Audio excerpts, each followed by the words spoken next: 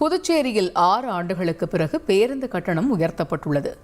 AC வசதி இல்லாத down பேருந்துகளுக்கு குறைந்தபட்ச கட்டணம் 5 இருந்து 7 ரூபாயாகவும் அதிகபட்ச கட்டணம் 13 இருந்து 17 ரூபாயாகவும் உயர்த்தப்பட்டுள்ளது.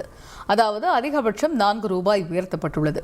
ஏசி டவுன் பேருந்தில் குறைந்தபட்ச கட்டணம் 10 இருந்து 13 ரூபாயாகவும் அதிகபட்ச கட்டணம் 26 இருந்து 34 ரூபாயாகவும் உயர்த்தப்பட்டுள்ளது. அதாவது அதிகபட்சம் 8 ரூபாய் அதிகரித்துள்ளது. அதேவேளையில் டீலக்ஸ் ஏசி பேருந்துகளுக்கு குறைந்தபட்ச கட்டணம் 12 இருந்து 16 ரூபாயாகவும் அதிகபட்ச கட்டணம் 36 இருந்து 47 ரூபாயாகவும் உயர்த்தப்பட்டுள்ளது. ஏசி அல்லாத எக்ஸ்பிரஸ் பேருந்துகள் புதுச்சேரி எல்லைக்குள் கிலோமீட்டருக்கு 75 பைசா என்பது 98 பைசாவாக உயர்த்தப்பட்டுள்ளது.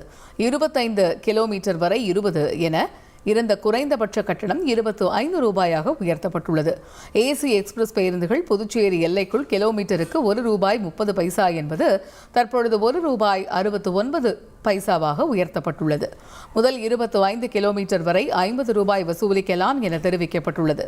புதுச்சேரி நகர பகுதிக்குள் ஏசி வால்வோ பேருந்து கிலோமீட்டருக்கு 1 ரூபாய் 70 பைசா என்பது தற்பொழுது 2 ரூபாய் 21 பைசாவாக உயர்த்தப்பட்டுள்ளது.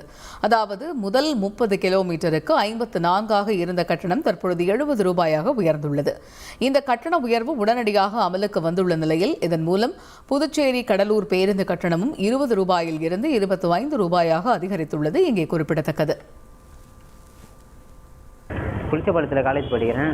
அது அறிவிப்பு இல்லாமல் இந்த பஸ் கட்டணத்தை உயர்த்திட்டாங்க. அது அறிவிப்புலாம் பண்ணது போகிறதுக்கு சிரமமாக இருக்குது.